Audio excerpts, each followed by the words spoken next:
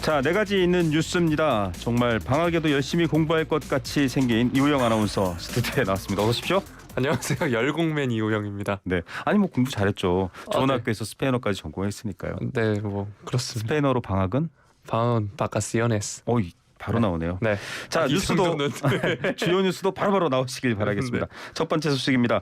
중국이 한국과 일본에 대한 단기 비자 등의 중단에 이어서 중국을 경유하는 한일 국민에 대한 비자도 면제 통과도 하지 마라 이 말인가요? 이거 뭐죠? 네, 중국 이민관리국이 어제 최근 소수의 국가에서 중국 국민에 대한 차별적 입국 제한 조치를 시행함에 따라 이러한 조치를 도입했다 이렇게 밝혔습니다. 자세히 살펴보면 중국의 경유자에 한해서 72시간에서 144시간 동안 중국 공항 등 지정된 곳에 비자 없이 체류할 수 있도록 허용하고 있는데 한국과 일본 국민에 대해서는 이 같은 혜택을 주지 않겠다 이겁니다. 이민관리국은 또 일본 국민 또 한국 국민에 대해 도착 비자라는 게 있는데 현재 도착해서 발급받는 비자 발급도 중단한다 이렇게 밝혔습니다. 보통 경유 항공을 타게 되면요. 네. 뭐 트랜지, 트랜스퍼 이렇게 부르기도 하는데 중간에 한 2, 3일 머무는 경우도 있고 호텔에 가도 되고요. 그렇죠. 네. 어떤 나라는 근처를 잠깐 나갔다 올 수도 네. 있는데 그것도 안 된다 이 말입니다. 자, 단기 비자와 일반 비자 발급도 중단한다 원래 발표했었잖아요. 네, 앞서서 주한 중국 대사관이 10일 소셜미디어 챗 공식 계정을 통해서 중국 국내 지시에 따라 오늘부터 주한 중국 대사관, 이 오늘부터 10일입니다. 네. 총영사관은 방문, 상업, 무역, 관광, 의료 및 일반 개인 사정을 포함한 한국 국민의 중국 방문 단기 비자 발급 중단한다 이렇게 발표한 바 있습니다. 네. 중국 정부가 전날 한국과 일본의 중국발 입국자 방역 강화 조치에 대응한 조치인 겁니다. 자, 이렇게 조치하는 거 우리나라 국민들은 좀 어이가 없을 것 같은데 중국 외교부의 설명이 뭡니까?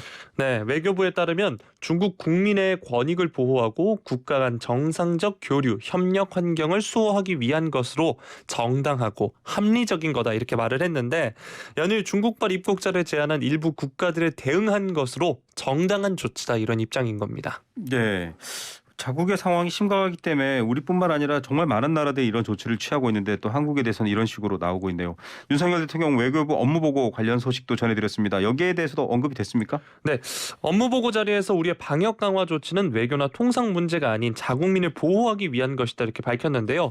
출입국 문제는 과학적 근거에 의해서만 판단하는 것이라면서 양국이 불편한 관계를 지속할 이유가 없도록 외교부가 중국 측에 설명해 주길 바란다 주문했습니다. 자, 일본과 한국이 지금 같은 상황인데 일본은 어떻게 대응하고 있습니까? 네, 일본은 중국의 보복 조치에 대해 극히 유감이라면서 일본 국민에 대한 비자 발급 중단에 외교 경로를 통해 항의하고 또 조기 철폐를 요구했다 밝혔습니다. 중국 민항국이 제가 알고 있기로는 미국에 대해서는 적극적으로 중국으로 와라 좀 서로 문을 열자라고 제스처를 취한 걸로 알고 있습니다만 우리한테 이렇게 한다.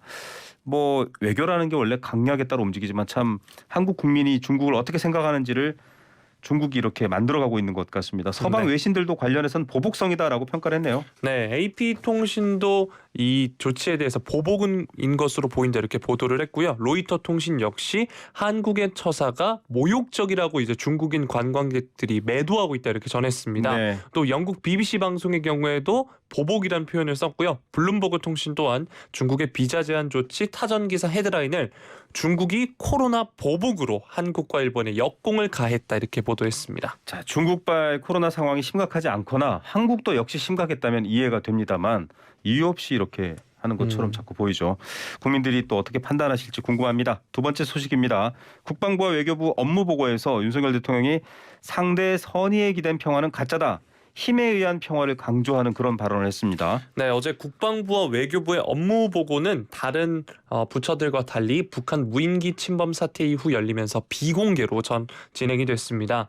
회의 뒤에 윤석열 대통령 발언을 살펴보면 앞서서 소개해드렸다시피 상대 선의에 의지한 평화는 가짜라고 규정하면서 힘에 의한 평화를 내세웠습니다. 즉 한반도 평화 프로세스를 추진했던 문재인 정부를 겨냥한 것으로 보인다 이런 보도가 나왔습니다. 네, 스스로를 보호할 수 있는 강력한 자위권 얘기도 했는데 자체 핵무장론 얘기도 나왔나요? 네, 현실적으로 가능한 수단을 선택해야 한다고 전제하긴 했는데 북핵 위협이 더 심각해진다면 자체 핵을 보유할 수도 있다는 뜻입니다. 한반도 안보에서 최악의 상황을 가정해서 한 발언이자 미국과의 핵 공동기획 실행 방침을 재차 확인하는 차원에서 나온 발언이지만 자체 핵 보유가 윤 대통령의 북한 핵 해법의 선택지로 들어있다는 점을 부각한 것으로 보이는데요. 사실 대선 당시에도 전술핵 배치를 언급한 적이 있는데 네. 대통령 취임 이후에는 이렇게 전술핵 배치라거나 자체 핵 보유를 거론한 게 처음이라고 합니다. 게다가 또 현직 대통령 중에서도 자체 핵 보유를 언급한 사례가 처음입니다. 자, 여기에는 한국뿐만 아니라 일본과 미국이 엮여 있고요. 중국도 또 러시아도 엮여 있습니다. 우리가 핵을 가지게 되면 그 나라들도 자국의 위협으로 받아들일 수 있는 상황이기 때문에 좀 민감한데요. 이 네. 부분은 저희가 외교안보 부분으로 다시 한번 또 심도 있게 분석 인터뷰를 해드려야 될 것 같습니다. 윤 대통령이 북한 핵미사일 무력 시위에 대한 대량 응징 보복 능력을 강조했습니다. 굉장히 단호한 대응을 주문한 것 같아요. 네, 한국형 삼축 체제 전략을 언급하면서 우리가 공격을 당하면 100배, 1000배로 때릴 수 있는 대량 응징 보복 능력을 확고하게 구축하는 게 공격을 막는 가장 중요한 방법이다 강조를 했습니다. 그러면서 한미 양국이 미 핵자산 운용에서 공동 기획 실행하는 긴밀한 협력이 바로 이 확고한 대량 응징 보복 능력이다 덧붙였습니다. 즉 도발할 엄두도 못 내게 하자 이런 전략이긴 한데요. 자, 여기에 대해서 북한뿐만 아니라 일본 관련해서도 언급이 있었다고요?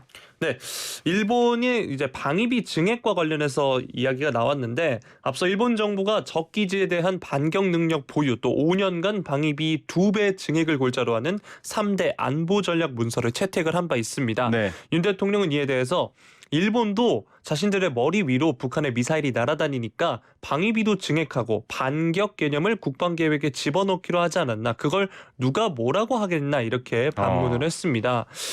우리와 마찬가지로 북한의 핵 위협이 사실 일본에도 있죠. 그래서 일본에도 이 위기 상황을 초래하는 만큼 북핵 위협을 명분으로 선제 타격 능력을 보유하려는 일본을 옹호하는 것으로도 해석될 수 있는 부분입니다. 네, 일본은 지금 헌법상 군사적인 일반적인 전쟁을 수행할 수 없는 나라로 되어 있는데 여기에 대해서 좀 옹호하는 듯한 뉘앙스가 됐다라는 얘기고요.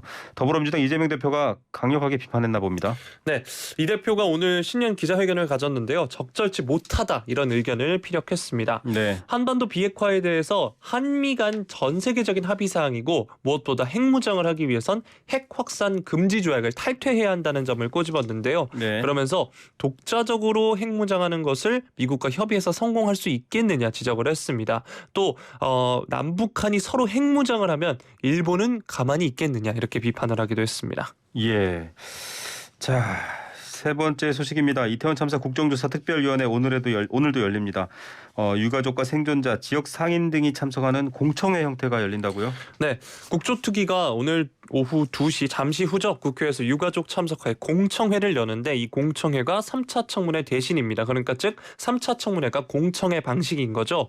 앞서 국민의힘 목 국조특위 간사인 이만희 의원이 3차 청문회는 공청회 방식으로 하되 오늘 오후 2시에 열기로 했다 밝힌 바 있습니다. 네.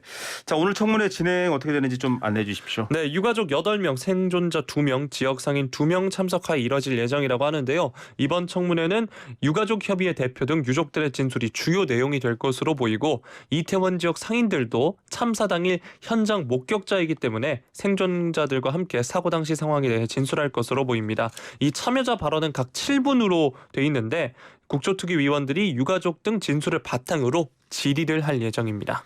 네, 앞서 여야는 3차 청문회 증인 채택을 두고 사실은 핵심은 한덕수 국무총리인 것 같은데 공방이 있었잖아요. 네, 그렇습니다. 이상민 행안부 장관, 신현영 의원 오늘 결국 불참을 하는데요. 야당은 꾸준히 이상민 장관을 비롯한 정부 관계자 출석해서 유족과 생존자와 대질해야 한다 주장을 했는데 여당이 강력히 반대했고요. 한편 닥터카 탑승 논란에 휩싸였던 신현영 더불어민주당 의원의 경우에는 국민의힘이 신 의원을 갑질로 규정하고 참사 당시 골든타임을 놓치게 했다면서 강력 비판했고 증인 출석을 요구했지만 이번엔 민주당의 반대가 커서 결국 증인으로 부르지 못하게 됐습니다. 네, 일정 협의도 사실은 순탄치 않았어요. 네, 당초 여야가 원래는 1월 2일과 4일, 6일 이렇게 세 차례 걸쳐서 청문회 계획을 받는데 증인 채택에 대한 합의 실패로 인해서 1, 2차 청문회를 4일과 6일에 개최한 바 있습니다. 국정조사 특위가 이제 오늘 공청회 일정을 마치고 난 뒤에는 그동안 활동 내용을 토대로 국정조사 결과 보고서를 채택할 예정이라고 하는데요. 이 국정조사 기간은 오는 17일까지입니다. 마지막 소식입니다. 김건희 여사가 대구의 대표 시장격인 서문시장을 찾았습니다. 네, 어제 오후 서문시장의 점포들을 찾아서 소상공인 시민들과 새해 인사, 덕담을 나눴다고 대통령실이 보도자료를 통해 전했는데요. 김 여사가 카스텔라, 납작만두 등을 지역 상품권과 현금으로 구매를 했고요. 어묵 국물 먹방도 선보였습니다. 네. 한 분식집에서는 떡볶이와 납작만두 등을 먹는 모습도 공개가 됐습니다. 서문시장은 사실 보수 정당의 정치인들이 좀 중요한 시점에 많이 방문하는 곳인데 여기 이제 김건희 여사가 갔습니다. 뭐 다른 활동도 했던 것 같은데요. 급식 봉사도 있었다고요? 네, 오전에는 대구 성서 종합사회복지관을 찾아서 대학생 봉사자 등과 급식 봉사를 했다고 하는데요. 김 여사는 새해 인사를 나누면서 방한용품 등을 전달하기도 했다고 합니다. 대통령실은 이번 활동에 대해서 최근 고물가와 경기 악화 등으로 어려움을 겪고 있는 지역 전통 상인들을 격려하기 위해 전통시장 장보기 일정을 마련했다고 했고 앞선 봉사 활동의 경우에는 새마을운동 중앙회에 초청에 따른 것이다 이렇게 말했습니다. 네, 자 전통시장 상인들 격려 차원인데 탁현민 전 비서관이나 야당의 목소리 다른 것 같습니다. 네, 탁 전 비서관이 어제 오후 KBS 라디오에 출연을 했는데 윤 정부의 대통령 행사, 문 정부의 대통령 행사 중에 무엇이 가장 크게 다르냐 이게 첫 번째 질문이었습니다. 이러자 탁 비서관이 평가하기 참 어렵다라면서 입을 뗐는데요.